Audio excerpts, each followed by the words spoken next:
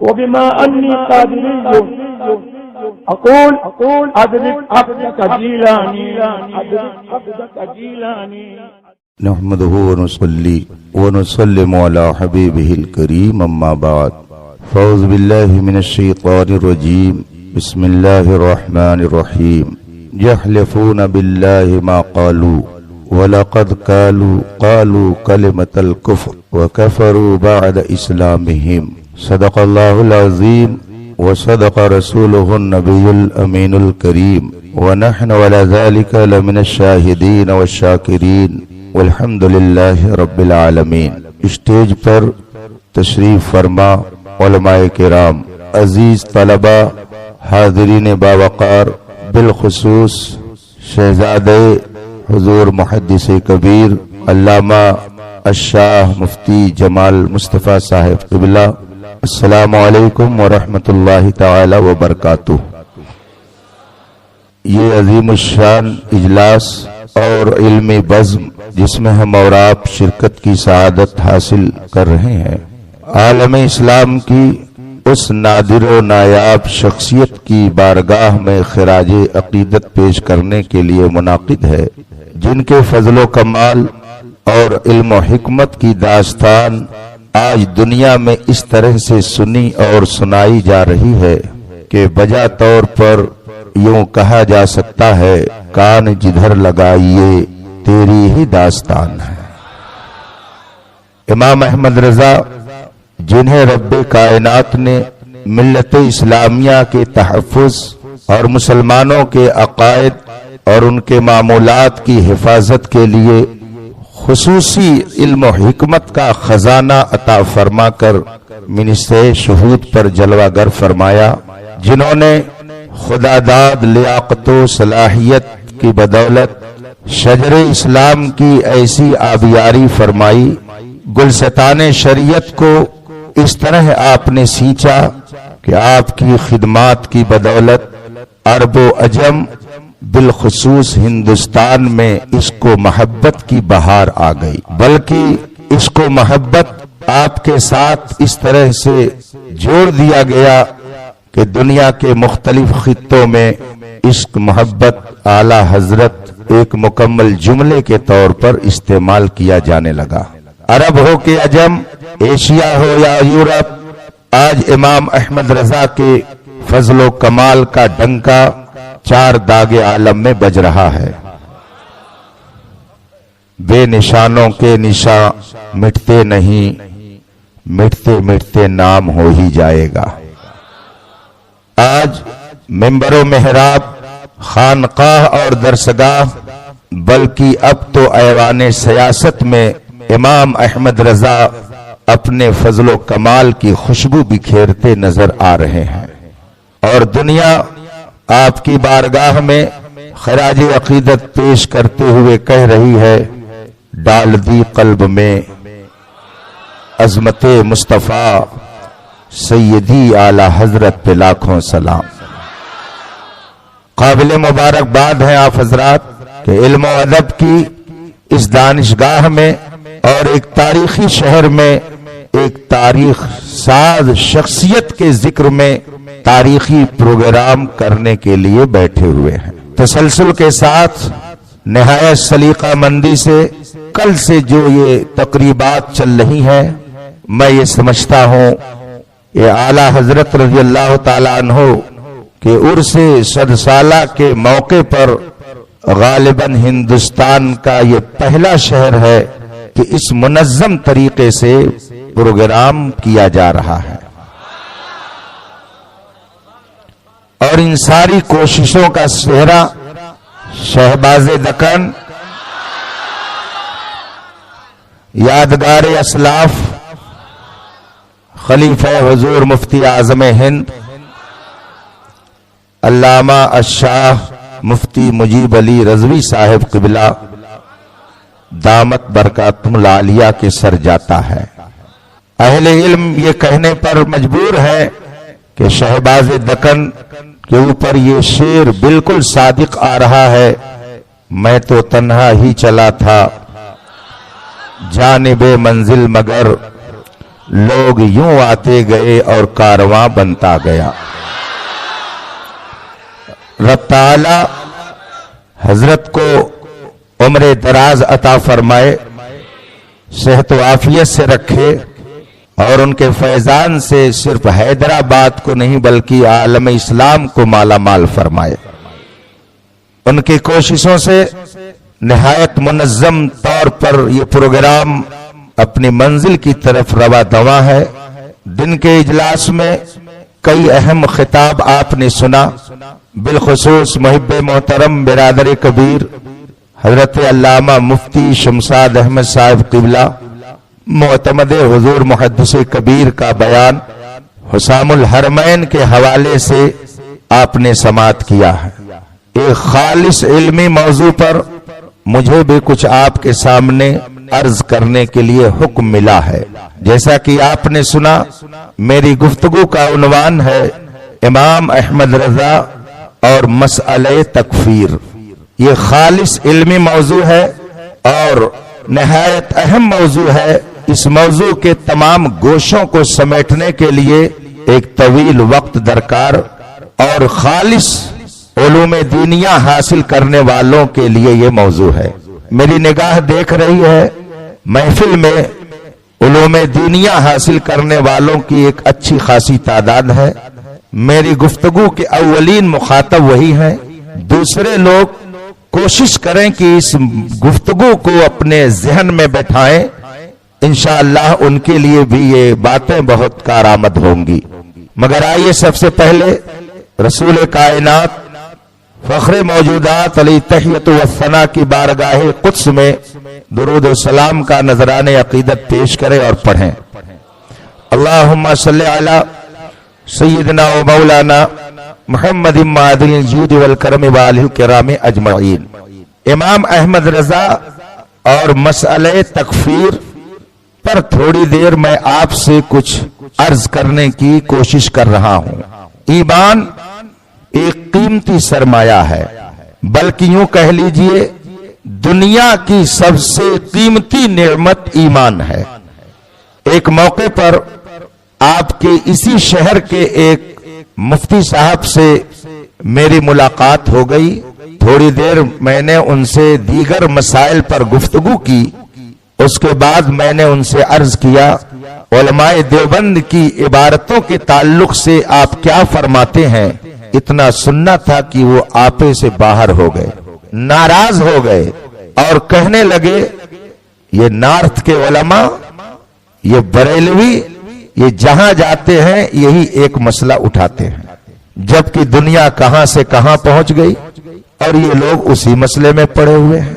میں نے ان سے مسکرا کر عرض کیا حضرت کچھ بھی ہو، دنیا کہیں سے کہیں چلی جائے لیکن دنیا کا کوئی سامان قبر میں نہیں جائے گا، بے شک بے شک، مگر ایمان اور کفر کا معاملہ تو ایسا ہے کہ یہ قبر میں بھی جائے گا۔ واہ واہ واہ واہ، بے شک بے شک بے شک۔ تو دنیا کہاں سے کہاں پہنچ گئی ہمیں اس سے مطلب نہیں ہے، ہم کہاں پہنچ رہے ہیں ہمیں اس سے مطلب۔ جی جی جی جی، واہ واہ، کیا بات ہے، کیا بات ہے، سبحان اللہ سبحان اللہ سبحان اللہ۔ اسی کو اعلی حضرت نے اپنے شعر میں عرض کیا ہے، لحد میں واہ واہ، عشق رخ شہ کا داغ سبحان اللہ، لے کے چلے، اندھیری رات سنی تھی چراغ لے کے چلے، سبحان اللہ۔ تجھے جانا تجھے مانا نہ رکھا غیر سے کام، بے شک، للہ الحمد میں دنیا سے مسلمان گیا۔ سبحان اللہ سبحان اللہ۔ میں نے ان سے عرض کیا نمرود کہاں چلا گیا، شداد کہاں چلا گیا، فرعون کہاں چلا گیا، ابو جہل کہاں چلا گیا، عتبہ اور شیبہ کہاں چلے گئے؟ دنیا بہت آگے بڑھ گئی ہے۔ ٹاٹا برلا کہاں چلا گیا، ہندوستان کے امیر کبیر اور وزیر کہاں چلے گئے؟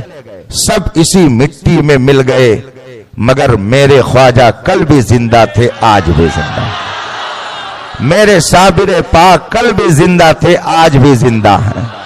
محبوب الہی کل بھی مر جائے خلائق تھے، آج بھی مر جائے خلائق، سبحان اللہ سبحان جب ان کے گدا بھر دیتے واہ واہ واہ واہ سبحان شاہان اللہ زمانہ کی جھولی، واہ محتاج کا جب یہ عالم ہے مختار سبحان اللہ سبحان اللہ سبحان اللہ یاد سبحان رکھیے، اللہ سبحان اللہ دنیا کہیں سے کہیں چلی جائے، خلیفہ اعلی حضرت مبلغ اسلام علامہ عبدالعلیم میٹھی رحمت اللہ تعالی علیہ، جن کے دامن کرم میں تقریباً 70,000 غیر مسلموں نے اسلام کی دولت حاصل کر کے سبحان اللہ وابستگی سبحان اختیار اللہ فرمائی۔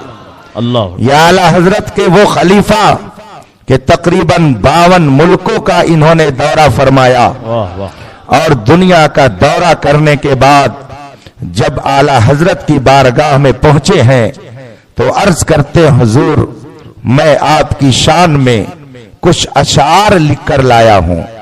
اعلی حضرت فرماتے ہیں میرے لیے لکھ کر لائے ہیں؟ مبلغ اسلام نے فرمایا ہاں۔ ارشاد فرماتے ہیں اعلی حضرت سنائیے۔ مبلغ اسلام اعلی حضرت کے سامنے کھڑے ہیں، اعلی حضرت جلوہ فرما ہے، مبلغ اسلام شعر سناتے ہیں، اے میرے اعلی حضرت تمہاری شان میں جو کچھ کہوں واہ واہ اس سے سوا تم ہو، سوا تم ہو سبحان اللہ قسیم جامع عرفاں اے شہ احمد رضا تم ہو، سبحان اللہ تم ہی پھیلا رہے ہو علم حق بے شک اکناف عالم میں، حق ہے بے شک امام اہل سنت نائب غوث الورا سبحان اللہ سبحان اللہ سبحان اللہ اور سبحان آگے ذرا سنیے وہ کہتے کیا ہیں، صرف سنی ہوئی بات نہیں بلکہ دیکھی ہوئی بات کہتے ہیں۔ عرب میں جا کے ان آنکھوں نے دیکھا جس کی عظمت کو، واہ واہ واہ واہ عرب میں جا کے ان آنکھوں نے دیکھا جس کی عظمت کو، عجم کے واسطے لا ریب وہ قبلہ نما تم ہو، واہ واہ واہ واہ علی میں خستہ جاں ادنا گدا ہے آستانے کا، کرم فرمانے والے حال پر اس کے شاہ تم ہو۔ اعلی حضرت کی بارگاہ میں یہ اشعار کون پیش کر رہا ہے؟ جو اپنے وقت کا سب سے بڑا دانشور مانا جاتا ہے، جو صفِ علماء میں نمایاں مقام رکھتا ہے، عرب و عجم میں جس نے اپنے علم کا سکہ چلایا ہے، بڑے بڑے دانشوروں کو جس نے اسلام کی تبلیغ سے ایسا متاثر کیا ہے کہ انہیں کلمہ طیبہ کی دولت نصیب ہو گئی ہے، وہ یہ کہہ رہا ہے کہ تم ہی پھیلا رہے ہو علم حق اکناف عالم میں، امام اہل سنت نائب غوث الورا تم ہو۔ حق ہے بے شک آج ہم اسی نائب غوث الورا کے علم کے پنگھڑ سے پانی پینے کے لیے یہاں پر واہ بیٹھے واہ ہوئے واہ ہیں، بے شک بے شک بے شک جسے چاہا اپنا بنا لیا، جسے چاہا در پہ بلا لیا، سبحان اللہ یہ بڑے کرم کے فیصلے، یہ بڑے نصیب کی بات ہے۔ سبحان اللہ سبحان میں نے یہ گفتگو اس لیے آپ کے سامنے کر دی تاکہ آپ سمجھ سکیں کہ ایمان کی اہمیت کیا ہے۔ ایمان دنیا کی سب سے بڑی دولت ہے اور اسی دولت کے چھن جانے کا نام کفر ہے، اکبر اللہ اکبر اسی نعمت کے چھننے کا نام کفر ہے کفر ہے۔ سب سے بڑی نعمت ایمان ہے اور ایمان کے چھن جانے کا نام کفر ہے۔ یہ چھنتا کیسے ہے اور پتہ کیسے چلے گا کہ کس کا ایمان چھن گیا اور کس کا ایمان باقی ہے؟ آج بہت سارے لوگ کہہ دیتے ہیں ہم کون ہوتے ہیں کسی پر حکم لگانے والے، لیکن یہ وہ کہتا ہے کہ جو جانتا ہے کہ اس کا ایمان ختم ہو گیا ہے، مگر کسی مصلحت کا شکار ہو کر وہ اپنی زبان کو روکے ہوئے ہے اور اسے گمراہی میں جانے دے رہا ہے۔ اسی لیے ضرورت پڑی کہ آج اس مسئلے کی وضاحت کی جائے۔ خالص علمی موضوع ہے۔ میں یہ تصور کر رہا ہوں کہ دارالعلوم عالمیہ جمدہ شاہی بستی کی درسگاہ میں بیٹھا ہوں، میرے عزیز طلبہ میرے سامنے ہیں اور میں اسی انداز سے میں یہ گفتگو ان کے سامنے رکھوں گا، شاید کہ اتر جائے تیرے دل میں میری بات۔ واہ واہ واہ واہ سبحان اللہ۔ سب سے پہلے میں آپ کو یہ سمجھانا چاہوں گا کہ کفر کیا ہے۔ ایمان کو میں نے بتا دیا۔ علامہ بیضاوی بہت جلیل القدر شافعی مفسر ہیں، وہ فرماتے ہیں ایمان کس چیز کا نام ہے؟ علامہ بیضاوی تفسیر بیضاوی میں تحریر فرماتے ہیں، تصدیق بما علم مجیء الرسول صلی اللہ علیہ وسلم به بالضرورت، رسول پاک صلی اللہ علیہ وسلم جو لے کر آئے اور جن کے بارے میں عام طور سے لوگوں کو معلوم ہے کہ یہ رسول کا فرمان ہے، اسی کو دل سے ماننے کا نام ایمان ہے۔ دوسرے لفظوں میں آپ یوں سمجھیں، ضروریات دین کی تصدیق کا نام ایمان ہے۔ ضروریات دین پر دل کے مطمئن ہونے کا نام ایمان ہے۔ اب ضروریات دین کیا ہے؟ اس سلسلے میں علماء کی تشریحات کتابوں میں موجود ہیں، اس میں کافی تفصیل ہے۔ مختصر آپ یہ سمجھیں کہ جن چیزوں کے بارے میں عوام اور خواص، علماء اور علماء کی صحبت میں رہنے والے عوام یہ جانتے ہوں کہ یہ رسول پاک نے فرمایا ہے، یہ رسول پاک کے دین میں ہے، انہی چیزوں کو ضروریات دین کہا جاتا ہے۔ مثلا علماء اور عوام سب یہ جانتے ہیں کہ فجر میں 4 رکعت پڑھی جاتی ہے اور اس میں سے 2 فرض ہے، ظہر میں 4 فرض ہے، عصر میں 4 فرض ہے، مغرب میں 3 فرض ہے۔ یہ ضروریات دین ہے، اس کو عوام اور خواص سب سمجھتے ہیں۔ اسی طریقے سے سب یہ جانتے ہیں کہ ہمارے آقا و مولا صلی اللہ علیہ وسلم کے بعد اب قیامت تک کوئی نبی نہیں آ سکتا ہے، یہ بات ضروریات دین سے ہے۔ اسی طرح کی بہت ساری باتیں ہیں جن کو عوام و خواص سب جانتے ہیں کہ رسول پاک نے اس کے کرنے کا یا اس کے ماننے کا ہمیں حکم دیا ہے، انہی چیزوں کے مجموعے کا نام ضروریات دین ہے، اور ان میں سے کسی بھی ایک چیز کا انکار کرنا یہی کفر ہے۔ مثلا کوئی شخص کہہ دے کہ میں نماز کو فرض نہیں مانتا، میں یہ نہیں مانتا کہ نماز 5 وقت فرض ہے، تو اس نے ضروریات دین میں سے ایک اہم دینی ضروری چیز کا انکار کر دیا، اب اس نے کفر کیا، اور جب کفر کیا تو ایسی صورت میں اس کے اوپر حکم لگے گا کہ یہ کافر ہو گیا۔ ضروریات دین کو ماننے کا نام ایمان ہے، اور انہی میں سے کسی ایک کا انکار کرنا یہ کفر کہلاتا ہے۔ علامہ بیضاوی رحمت اللہ تعالی علیہ اپنی کتاب بیضاوی شریف میں تحریر فرماتے ہیں، الکفر الستر، کفر کا معنی ہوتا ہے چھپانا۔ آپ لوگ ڈسٹرب نہ کریں، اور اگر سمجھنے میں دقت ہو رہی ہے تو برداشت کر لیں۔ عنوان ایسا ہے کہ برداشت کرنا ہوگا، یہ ایسا عنوان ہے کہ بہت سارے لوگ تو برداشت ہی نہیں کر سکے، محفل سے کیا جماعت سے اٹھ کر چلے گئے۔ الکفر الستر، کفر کا لغوی معنی ڈکشنری میں اگر اس کا معنی دیکھیں گے تو کفر کا معنی ہوتا ہے چھپانا، اور کافر کا معنی ہوتا ہے چھپانے والا، یہ اس کا لغوی معنی ہے۔ اسی لیے عربی میں کسان کو، کاشتکار کو کافر کہا جاتا ہے، اس لیے کہ وہ یستر البذر فی الارض، زمین کو چیرتا ہے اور بیج اس میں ڈالتا ہے اور اوپر سے اس کو چھپا دیتا ہے۔ تو کیا کسان کو عربی میں کافر کہا جاتا ہے، اس لیے کہ اس نے بیج کو زمین میں چھپا دیا۔ رات کو عربی میں کافر کہا جاتا ہے، اس لیے کہ جب دن ہوتا ہے تو ساری چیزیں نظر آتی ہیں، لیکن جب رات ہو جاتی ہے تو نگاہوں سے ساری چیزیں چھپ جاتی ہیں۔ تو گویا رات کا کام یہ ہے کہ وہ چیزوں کو چھپا دیا کرتی ہے، اسی لیے رات کو بھی عربی میں کافر کہا جاتا ہے۔ اسی طریقے سے جب پھل نکلتا ہے تو پھل کے اوپر ایک چھلکا ہوتا ہے، اس کو عربی میں کافور کہتے ہیں، اس لیے کہ وہ چھلکا گودے کو اپنے اندر چھپا لیتا ہے۔ اس طریقے سے علامہ بیضاوی نے بہت تفصیل سے یہ سمجھانے کی کوشش فرمائی ہے کہ کفر کا اصلی معنی ہوتا ہے چھپانا، لیکن جو ضروریات دین میں سے کسی چیز کا انکار کرے اسے کافر کیوں کہا جاتا ہے؟ اس کی وجہ یہ ہے کہ جب اس نے انکار کیا تو اس کا مطلب یہ ہے کہ اس نے حقیقت کو چھپایا۔ خدا ایک ہے، اس نے انکار کیا تو گویا اس نے حقیقت کو چھپایا۔ رسول کریم صلی اللہ علیہ وسلم کے بعد اب کوئی نیا نبی پیدا نہیں ہوگا، یہ قرآن کا فرمان ہے، یہ حقیقت ہے۔ اب اگر کسی نے اس کا انکار کیا تو گویا اس نے حقیقت کو چھپایا۔ اسی لیے جو ضروریات دین میں سے کسی چیز کا انکار کرتا ہے اسے کافر کہا جاتا ہے۔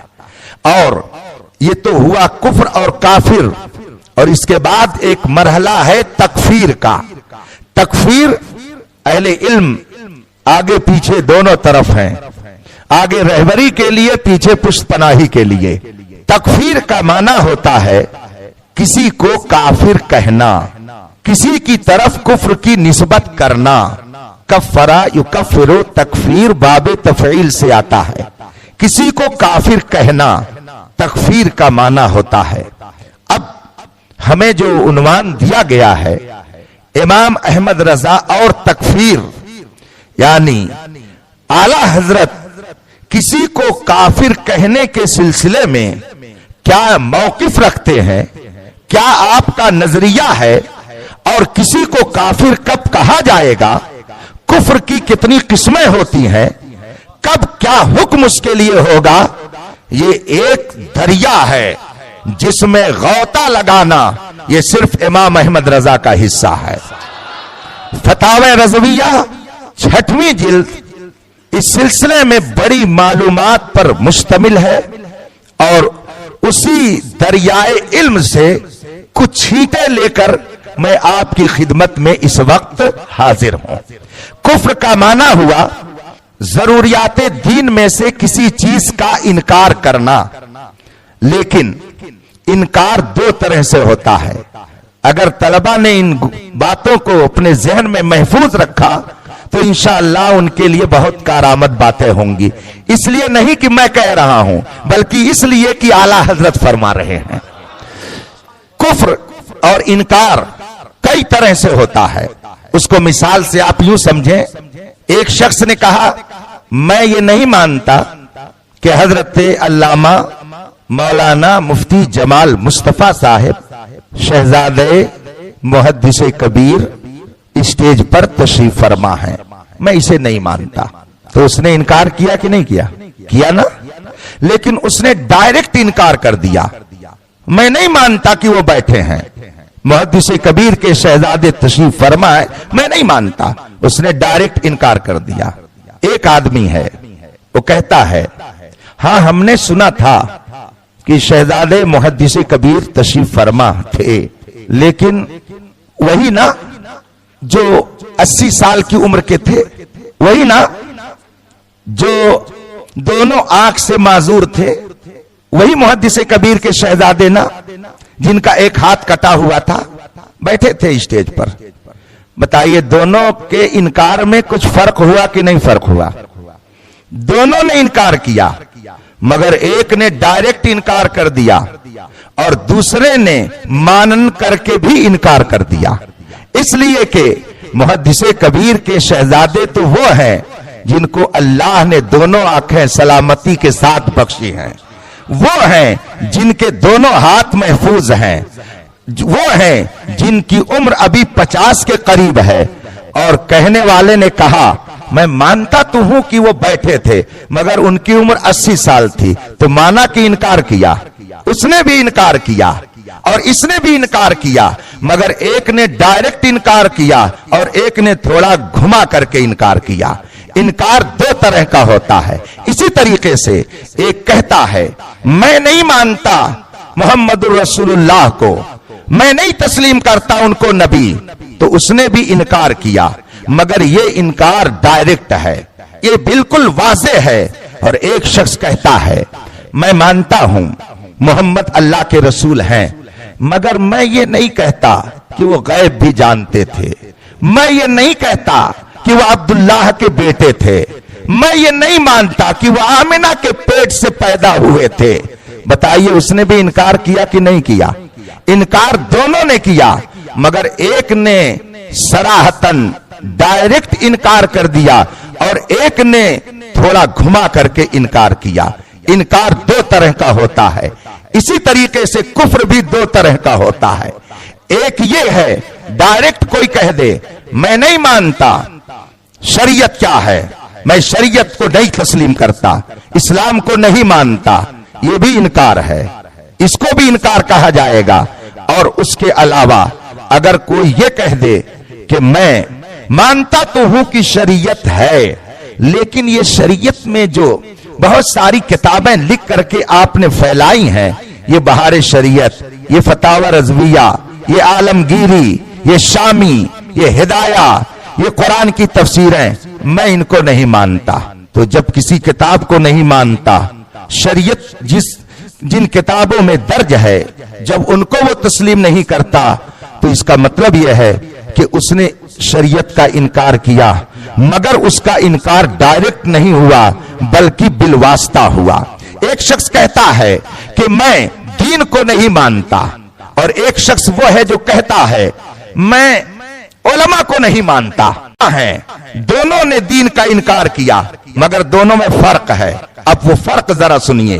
ایک شخص نے کہا کہ میں دین کو نہیں مانتا، اس نے ڈائریکٹ دین کا انکار کر دیا. اور ایک نے کہا میں علماء کو نہیں مانتا. تو ظاہر سی بات ہے جب علماء کو نہیں مانتا تو علماء کہلائے کیوں؟ علم دین ہی کی وجہ سے. تو علماء کا بھی انکار، یہ اس نے گویا دین کا انکار کیا.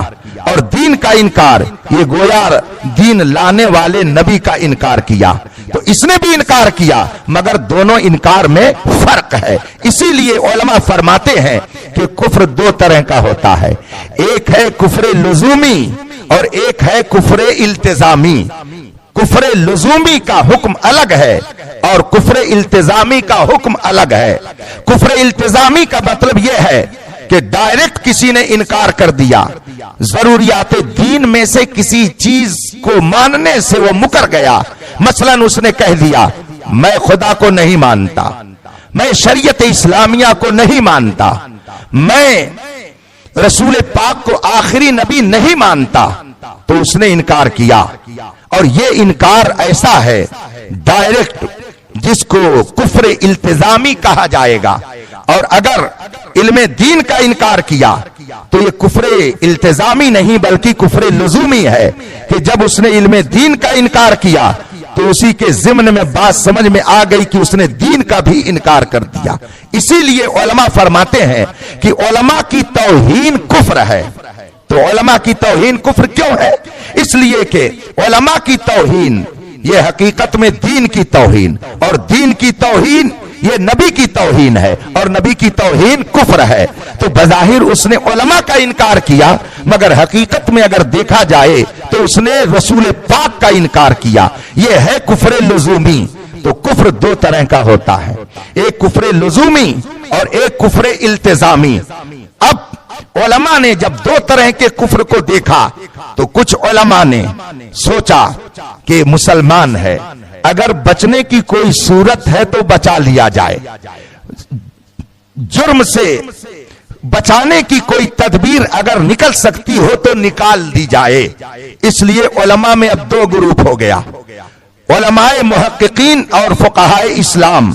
چنانچہ محققین علماء فرماتے ہیں کہ کفر لزومی بظاہر کفر ہے، مگر بچانے کی کوئی نہ کوئی تدبیر نکل سکتی ہے تو اس کو کفر سے بچا لیا جائے. اور علماء محققین فرماتے ہیں کہ اس آدمی پر ابھی کافر ہونے کا حکم نہ لگایا جائے جس سے کفر لزومی صادر ہو گیا ہے. ہاں اگر کفر التزامی صادر ہوتا ہے تو اسے کافر کہا جائے گا. مثلا اگر کسی نے کہہ دیا کہ ہم رسول پاک کو آخری نبی نہیں مانتے تو یہ کفر التزامی ہے. اب اس پر سارے علماء متفق ہیں کہ یہ کافر ہو گیا، اس کو مسلمان نہیں مانا جا سکتا. ایک شخص نے رسول پاک کی شان میں گستاخی کی سارے علماء متفق ہیں کہ وہ کافر ہو گیا، اس لیے کہ اس نے کفر التزامی کیا۔ لیکن اگر کسی نے کفر لزومی کیا تو ایک جماعت علماء کی فرماتی ہے کہ جب تعویل کی کوئی صورت بن رہی ہے تو اس کو کفر سے بچا دیا جائے، مسلمان ہے۔ شبہہ کی بنیاد پر بڑے بڑے جرم میں آدمی ملوث ہونے کے باوجود کوٹ سے چھوٹ جاتا ہے، تو اگر کفر میں کہیں شبہہ ہو رہا ہے تو اس کو بچایا جائے۔ یہ علماء محققین کی جماعت کا فرمان ہے۔ اور عام فقہا فرماتے ہیں کہ کوئی چاہے کفر لزومی کرے یا کفر التزامی کرے، دونوں صورتوں میں جب اس نے کفر کیا تو ہم اسے کافر کہیں گے۔ اس طریقے سے علماء کی دو جماعت ہو گئی، ایک علماء محققین کی اور دوسرے عام فقہا کی۔ عام فقہا فرماتے ہیں کہ چاہے کوئی کفر لزومی کرے یا کفر التزامی کرے، دونوں صورتوں میں ہم کافر کہیں گے۔ اور محققین فرماتے ہیں کہ ہم کفر لزومی کی بنیاد پر کافر نہ کہیں گے، ہاں اگر کفر التزامی کرتا ہے تو ہم بلا شبہ اس کو کافر کہیں گے۔ علماء کی دو جماعت ہو گئی۔ اب ذرا اور آگے سنیے، جب آپ نے یہ جان لیا کہ کفر دو طرح کا ہوتا ہے، کفر لزومی اور کفر التزامی، اور آپ نے یہ بھی جان لیا کہ محقق علماء یہ فرماتے ہیں کہ کفر التزامی میں کافر کہا جائے گا، اور عام فقہا فرماتے ہیں کہ چاہے کفر لزومی ہو یا کفر التزامی، ہم دونوں صورت میں کافر کہیں گے۔ جب آپ نے اس کو سمجھ لیا تو آگے ایک بات اور سمجھیے، مجرم کو شبہے کی بنیاد پر کچھ نہ کچھ فائدہ ملتا ہے۔ دنیا کی کورٹ میں بھی یہ ہے کہ مجرم کو شبہہ کی بنیاد پر فائدہ دے دیا جاتا ہے۔ اسی لیے اگر کسی شخص نے کفر بکا تو اب دیکھا جائے گا کیا یقیناً اس نے کفر بکا ہے یا اس کے کفر میں کچھ شبہہ ہے۔ علماء کی شان ذرا دیکھیے، علماء نے ایک ایک نقطے کو ایسی گہری نظر سے دیکھا، انہوں نے شک و شبہے کی 3 صورت نکال ڈالی اور فرمایا کہ ان تینوں شبہوں میں سے کوئی بھی شبہ اگر پایا جائے گا تو کفر کرنے والے کو کافر نہیں کہا جائے گا۔ آپ اس کو سرکار مفتی اعظم ہند کے فتاوی میں تفصیل سے دیکھ سکتے ہیں۔ فرماتے ہیں کہ شبہ 3 طرح کا ہوتا ہے، ایک شبہ فی الکلام، شبہ فی التکلم، شبہ فی المتکلم۔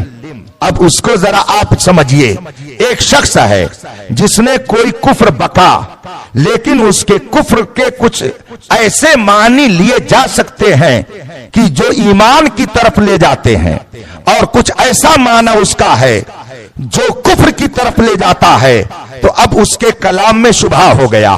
اس کو اعلیٰ حضرت کی زبان سے سنیے، ایک شخص کہتا ہے کہ مجھے یقینی قطعی علم غیب حاصل ہے۔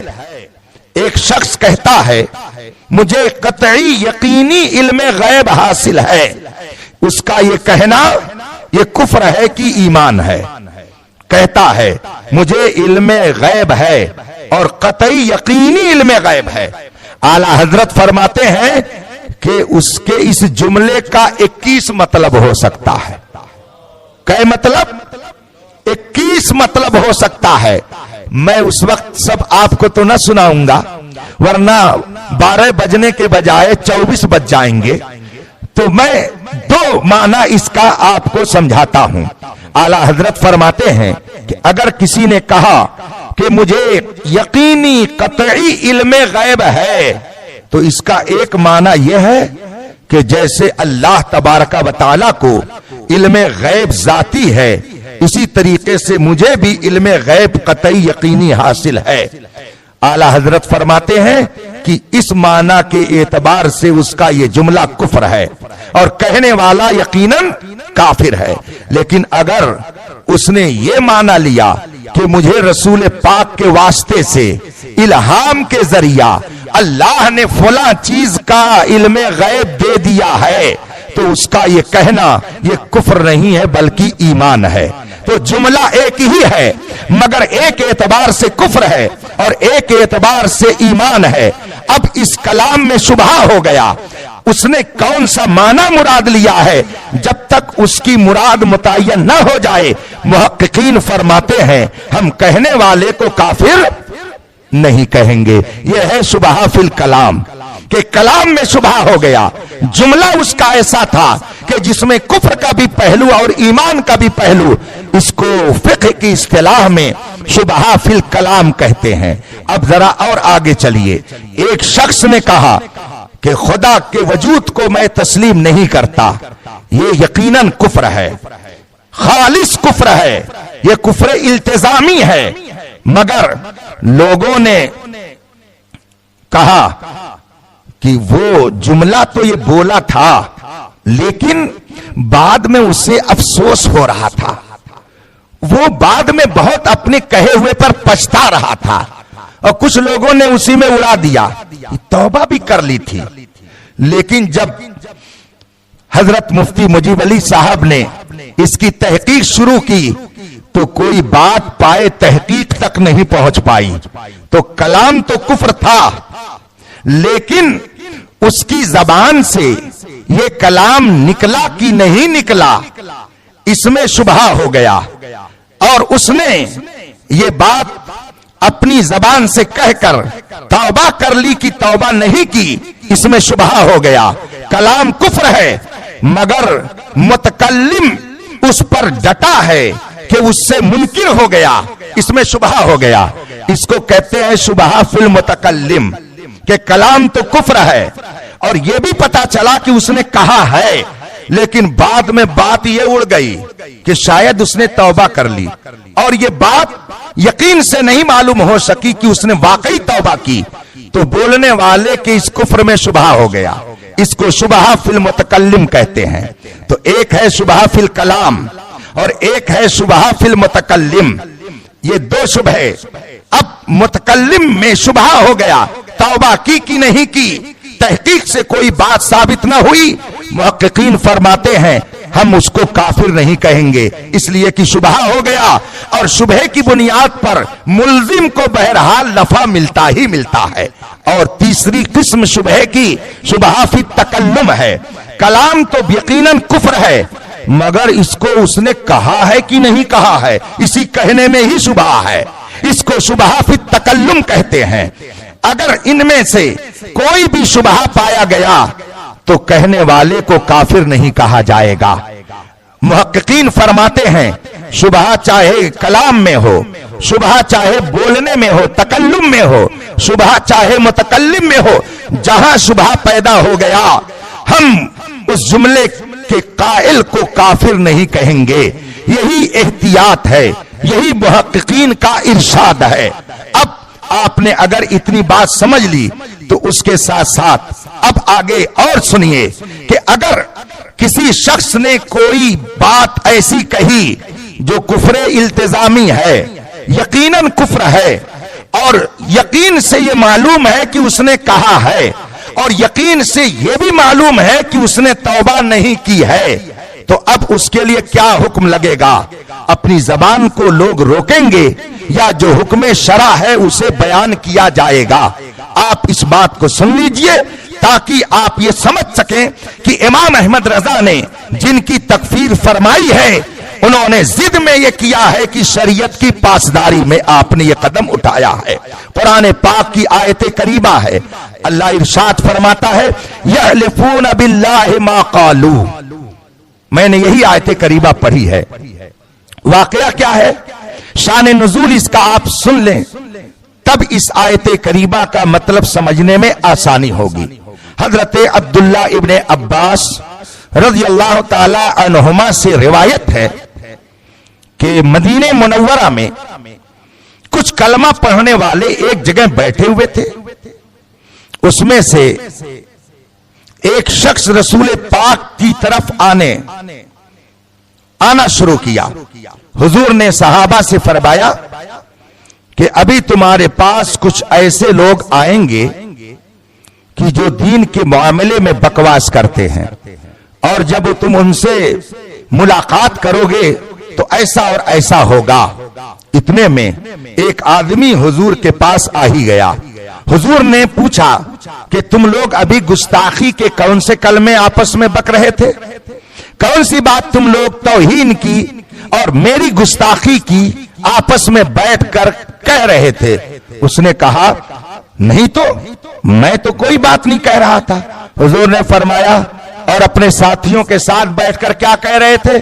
وہ دوڑتا ہوا گیا اور اپنے ساتھیوں کو لے کر حضور کی بارگاہ میں حاضر ہو گیا اور سب نے قسم کھائی، واللہ العظیم، قسم خدا کی، یا رسول اللہ ہم نے آپ کی شان میں گستاخی کی کوئی بات نہیں کہی ہے۔ سب نے قسم کھا لی۔ اتنے میں حضرت جبریل قرآن کی آیت لے کر نازل ہو گئے۔ قرآن فرماتا ہے یحلفون باللہ ما قالوا، یہ اللہ کی قسم کھاتے ہیں کہ ہم نے کچھ نہیں کہا ہے۔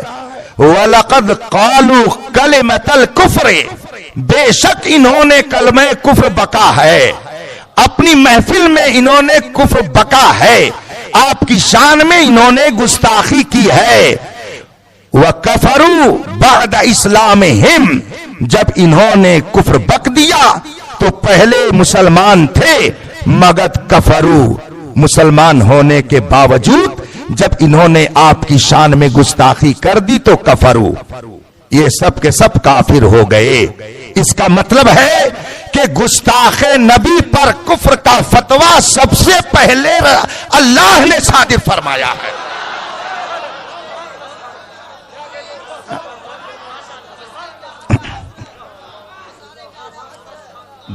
گستاخ نبی پر سب سے پہلا فتویٰ اللہ نے صادر فرمایا۔ آج لوگ کہتے ہیں کہ یہ متشدد مولوی لوگ کفر کا فتویٰ دیتے ہیں۔ ان سے پوچھو کہ اگر متشدد مولویوں کا کام ہے کفر کا فتویٰ دینا تو اللہ کب سے متشدد مولویوں میں آ گیا؟ اللہ وہ کب سے متشدد مولوی بن گیا؟ ایک مفتی صاحب نے مجھ سے بتایا کہ میں حج میں تھا، اتفاق سے اس خیمے میں جو مینا میں لگا ہوا تھا بہت سارے بدمذہب وہابی دیوبندی بھی اس میں موجود تھے اور وہ اسی گدے پر نماز پڑھ رہے تھے۔ مفتی صاحب نے کہا کہ ان کی نماز باطن میں تو ہوتی ہی نہیں ہے، اس وقت ظاہر میں بھی ان کی نماز نہیں ہو رہی ہے۔ لوگوں نے کہا کیوں؟ کہا گدھا موٹا ہے، اس کے اوپر سجدہ نہیں ہو سکتا ہے۔ کسی نے یہ بات اس وہابی مولوی سے جا کر کہہ دی تو اس نے مسکرا کر کے بات کو ٹال دیا اور کہا کہ اللہ آسانی چاہتا ہے، اللہ آسانی پسند کرتا ہے۔ جب مفتی صاحب تک یہ بات پہنچی تو آپ نے بھی اپنے مخصوص لب و لہجے میں فرمایا جی جی اللہ آسانی چاہتا ہے، اسی لیے تو 7 جہنم تیار کر کے رکھا ہے۔ کیا کہنے، سبحان اللہ، واہ واہ واہ، سبحان اللہ سبحان اللہ، نعرہ تکبیر، نعرہ رسالت، نعرہ غوث، مسلک اعلی حضرت، عشق محبت، عشق محبت، علماء اہل سنت، فیضان حضور تاج الشریعہ۔ اب اسی حوالے سے قادری صاحب قبلہ، آپ ایک اور آیت کریمہ سن لیجئے۔ اللہ کے رسول صلی اللہ علیہ وسلم کی بارگاہ میں ایک صحابی حاضر ہوئے، انہوں نے عرض کیا رسول اللہ میری اونٹنی گم ہو گئی ہے اور وہ بہت تلاشنے کے باوجود بھی میں نہیں پا رہا ہوں۔ میرے آقا صلی اللہ علیہ وسلم نے فرمایا فلاں جنگل میں جاؤ، وہاں پر تمہاری اونٹنی ملے گی۔ وہ جا رہے تھے، اتنے میں کچھ کلمہ پڑھنے والے آپ سے مل گئے، پوچھتے کہاں جا رہے ہو؟ کہا میری اونٹنی گم ہو گئی تھی، میں نے تلاش کیا مگر نہیں ملی، رسول پاک نے فرمایا ہے کہ فلاں جنگل میں تمہاری اونٹنی موجود ہے، جاؤ وہاں سے لے آؤ۔ جن لوگوں نے سنا وہ کہتے ہیں کہ یہ مدینے میں بیٹھے ہیں، ان کو غیب کی کیا خبر؟ کہاں جا رہے ہو؟ وہاں دوڑے ہوئے، مدینے میں بیٹھے ہیں، ان کو غیب کا کیا علم؟ مگر وہ صحابی تھے، وہاں بھی نہیں تھے، صحابی تھے۔ رسول پاک کے ارشاد پر ان کو اطمینان کامل تھا۔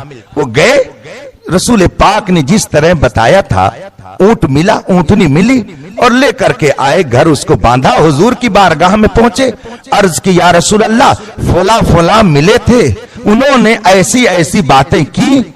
अल्लाह के रसूल ने फरमाया उनको बुलाओ। जब वो बुला कर लाए गए, हुजूर ने पूछा कि तुम लोग मेरे इल्म गैब पर नुक्ताचीनी कर रहे थे और कह रहे थे कि हुजूर को गैब की क्या खबर।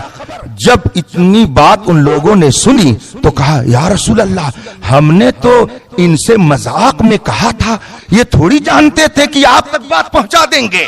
हमने तो मजाक में कह दिया था या रसूल अल्लाह, हमने दिल से ये बात नहीं कही थी, जबान से ऐसे मजाक में कह दिया था।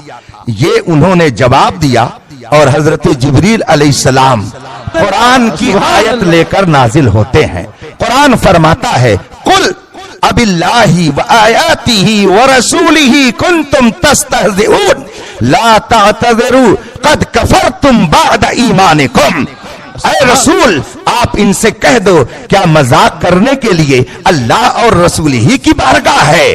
आप इनसे कह दो, मुअम्मा सिखाने के लिए क्या अल्लाह और रसूल ही का दरबार है? ला तातज़िरू, बहाने न बनाओ, क़द कफ़रतुम, तुम सब काफिर हो गए, बाद ईमानिकुम, ईमान के बाद। इसका मतलब है कि इल्मे गैब पर नुक्ताचीनी करना ये कुफ्र वालों की अलामत है और इल्मे गैब का चर्चा करना ये ईमान वालों की नारे तकबीर, नारे रिसालत, नारे गौस।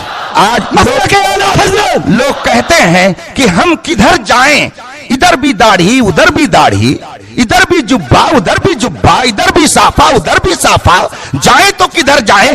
तुम्हें काली घटाओं का नहीं पहचानना आया? नशीमन से धुआं उठता है, तुम कहते हो सावन है।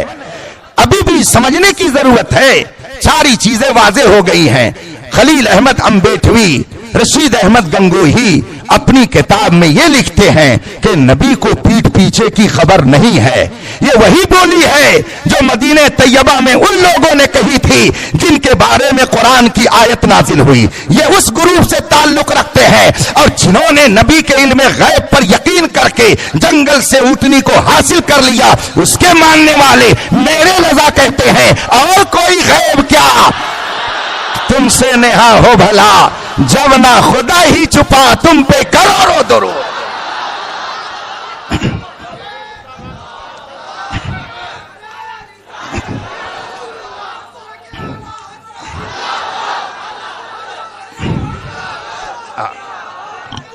अरे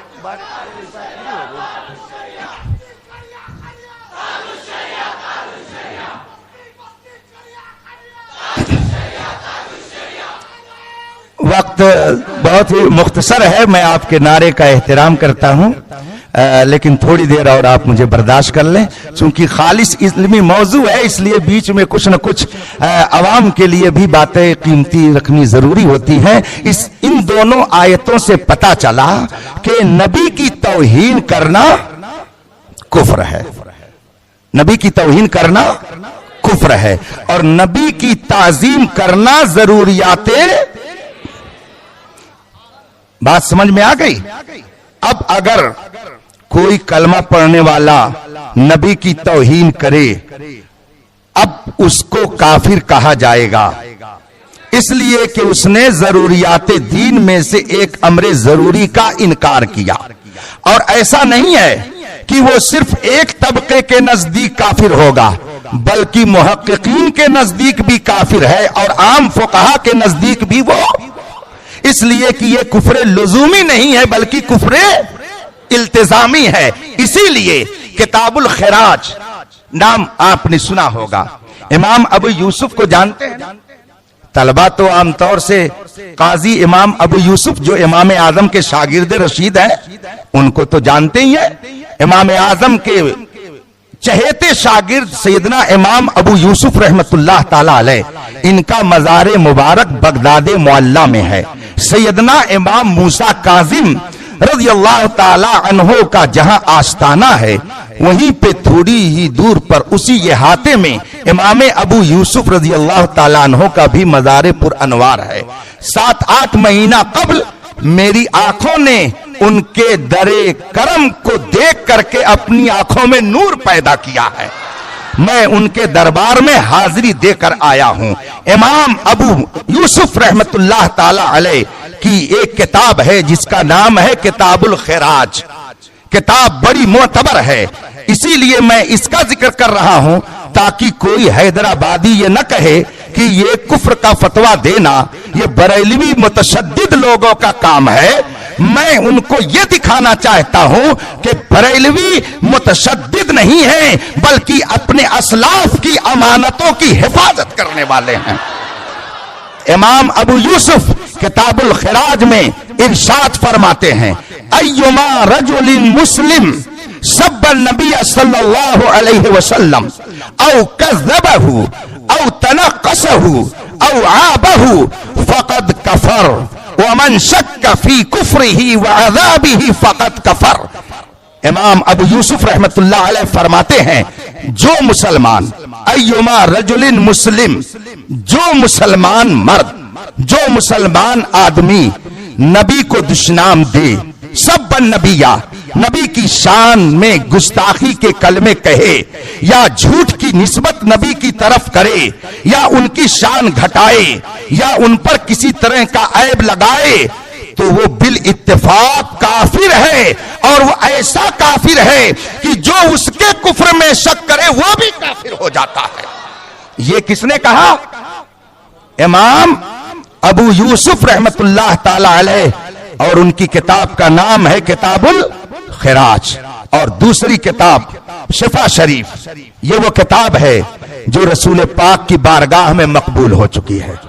شفا شریف جس کا پورا نام ہے الشفا بتعریف حقوق المصطفیٰ، علامہ قاضی ایاز مالکی رحمت اللہ علیہ اس کے مصنف ہیں، بہت عظیم عالم ربانی ہیں۔ اپنی اس کتاب میں وہ ارشاد فرماتے ہیں اجمع المسلمون علی ان شاب النبی شاتم الرسول صلی اللہ علیہ وسلم کافر۔ پوری دنیا کے مسلمانوں کا اس پر اتفاق ہے کہ نبی کی شان میں ادنا گستاخی کرنے والا کافر ہے، اسلام سے باہر ہو جاتا ہے، اور جو اس کے کفر میں شک کرے وہ بھی کافر ہو جاتا ہے۔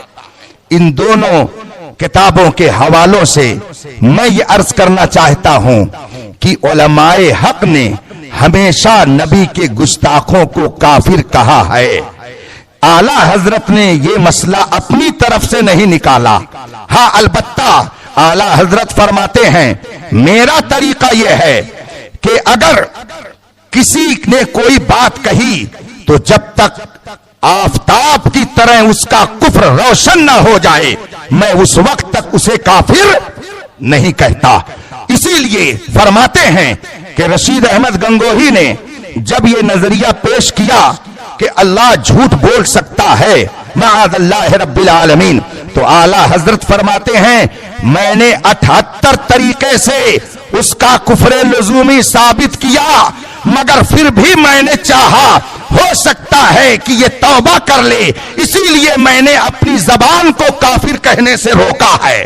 اور پھر اسماعیل دہلوی کے تعلق سے فرماتے ہیں کہ اس کے بارے میں نے 70 طریقے سے کفر لزومی اس کا دیکھا اور ثابت کیا، مگر پھر بھی میں احتیاط کرتا ہوں کہ اس کو کافر کہوں۔ کیوں احتیاط؟ اس لیے کہ اعلی حضرت کے بہت پہلے، اعلی حضرت سے پہلے وہ دنیا سے جا چکا تھا، اور اس کے بارے میں یہ شہرت ہو گئی تھی کہ اس نے اپنے کفریات سے توبہ کر لیا ہے۔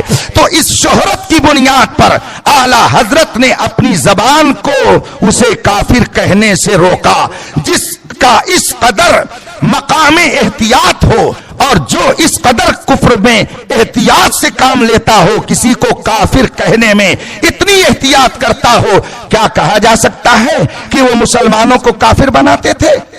نہیں، وہ مسلمانوں کو کافر نہیں بناتے تھے، بلکہ جو اپنی حرکت سے کافر ہو جاتا امام احمد رضا اس کا کفر بتا دیا کرتے تھے۔ تو اعلی حضرت کا کام کسی کو کافر بنانا نہیں ہے، بلکہ جو بن گیا اس کو بتانا ہے۔ اسی لیے اعلی حضرت فرماتے ہیں سونا جنگل رات دھیری چھائی بدلی کالی ہے، سونے والوں جاگتے رہیو چوروں کی بات سمجھ میں آ رہی ہے؟ تو اب اجمالاً پھر سن لیجئے، گفتگو میں اپنی ختم کروں۔ ضروریات دین میں سے کسی چیز کا انکار کرنا کفر ہے۔ کفر کی دو قسمیں ہیں، کفر لزومی اور کفر التزامی۔ کفر لزومی کے بارے میں محققین علماء فرماتے ہیں کہ ہم ابھی اسے کافر نہ کہیں گے جب تک کہ اس سے کفر التزامی ثابت نہ ہو جائے، مگر فقہا فرماتے ہیں کہ چاہے کوئی کفر لزومی کرے یا کفر التزامی کرے، ہمارے نزدیک وہ کافر ہے اور ہم اسے کافر کہیں گے۔ پھر شبہہ اگر کسی کے کفر میں ہو جائے تو اس کی تین صورت ہوگی، شبہہ فی الکلام، شبہہ فی التکلم، شبہہ فی المتکلم۔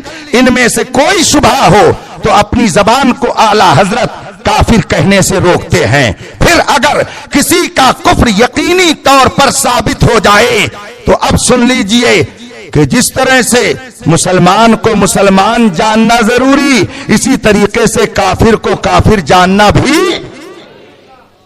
بات سمجھ میں آ رہی ہے؟ تو اعلی حضرت کا موقف اس سلسلے میں یہ ہے کہ جس کا کفر آفتاب سے زیادہ روشن ہو جائے ہم اسے کافر کہیں گے، اس لیے نہیں کہ ہم اس سے ضد رکھتے ہیں، اس لیے کہ وہ اللہ و رسول کا گستاخ اور اسلام کی ضروری باتوں کا منکر ہو گیا ہے۔ اب اس کے بعد آخری بات کہ جن کو اعلی حضرت نے اپنے فتوے میں کافر کہا، جس کا تذکرہ آپ مجھ سے پہلے حضرت مفتی شمشاد صاحب سے سن چکے ہیں، ان کا کفر سورج سے زیادہ روشن ہو چکا تھا، اسی لیے اعلی حضرت نے ان کو کافر فرمایا۔ اور اعلی حضرت نے تنہا نہیں بلکہ سینکڑوں اس زمانے کے علماء نے انہیں کافر کہا، جس کی تفصیل حسام الحرمین اور السوارم الہندیہ اور اس کے علاوہ المعتقد المنتقد اور المعتمد المستند میں تفصیل سے موجود ہے۔ اس لیے اعلی حضرت کے اوپر یہ الزام لگانا کہ وہ بہت جلدی کسی کو کافر کہہ دیتے تھے، یا بریلیوں کے بارے میں یہ شبہہ لوگوں کے دلوں میں ڈالنا کہ یہ بہت جلدی کسی کو کافر کہتے ہیں، یہ سراسر جھوٹ ہے، جھوٹ ہے، بلکہ ایسا سفید جھوٹ ہے کہ اس زمانے میں اتنا بڑا کوئی جھوٹ شاید آپ کو کسی درسگاہ میں نظر آئے۔ جو لوگ اعلی حضرت اور ان کے ماننے والوں کے بارے میں یہ کہتے ہیں کہ یہ بہت متشدد ہیں، بات بات پہ کافر بناتے ہیں، یہ غلط ہے۔ ہمارے اعلی حضرت کسی کی تکفیر میں اس قدر احتیاط فرماتے تھے کہ آپ ہر طریقے سے اس کے قول کو، اس کی بات کو پرکھتے تھے۔ اور مجھے حضور محدث کبیر ابھی جلوہ فرما ہوں گے انشاءاللہ عشاء کے بعد، ان کا جلوہ زیبا آپ دیکھیں گے، شہزادے تاج الشریعہ تشریف فرما ہوں گے، ان کا جلوہ آپ دیکھیں گے۔ الحمدللہ مجھ سے خود حضور محدث کبیر دامت برکاتہم العالیہ نے ایک موقع پر فرمایا کہ جب اعلی حضرت نے ان مولویوں کی کتابوں کا تجزیہ شروع کیا تو ایک موقع پر صدر الافاضل علامہ سید نعیم الدین مراد آبادی علیہ الرحمہ، صدر الشریعہ علامہ امجد علی علیہ الرحمہ، مفتی اعظم ہند حجت الاسلام، اس طریقے کے کئی علماء اعلی حضرت کے پاس بیٹھے تھے، اور اعلی حضرت نے فرمایا کہ مولانا اشرف علی کی اس عبارت کی کوئی تعبیل کیجئے، اس کا کوئی مطلب بتائیے۔ تو اب ان میں سے ہر ایک کہتا حضرت اس کا مطلب اگر یہ ہو تب۔ اعلی حضرت فرماتے یہ تعویل نہیں ہے، یہ تو تحریف ہے، کتاب سے جو مطلب نکلے وہ بتائیے، یہ تو تحریف ہے۔ لوگ پوچھتے وہ کیسے؟ کہا اس طریقے سے، اس طریقے سے، اس طریقے سے، اور پھر سب اس بات پر مطمئن ہو گئے کہ یہ ایسا کفر ہے کہ جس کی کسی طرح سے کوئی تعویل نہیں کی جا سکتی ہے، اسی لیے اعلی حضرت نے انہیں کافر فرمایا۔ تو اعلی حضرت نے بغیر تحقیق کے کسی پر حکم کفر نہیں لگایا، جب تحقیق ہو گئی تب آپ نے اسے کافر فرمایا، اور اپنی طرف سے نہیں بلکہ یہی حکم خدا ہے، یہی حکم مصطفیٰ ہے، اور یہی حکم ائمہ اسلام کا ہے، جیسا کہ میں نے قرآن کی آیت اور کتابوں کے حوالوں سے آپ کو سنا دیا ہے۔ اللہ تبارک و تعالی ہمیں امام احمد رضا پر الزام لگانے سے بچنے کی توفیق عطا فرمائے، اور مسئلہ تکفیر کو صحیح ڈھنگ سے سمجھنے کا شعور عطا فرمائے۔ وآخر دعوانا ان الحمدللہ رب العالمین۔ السلام علیکم۔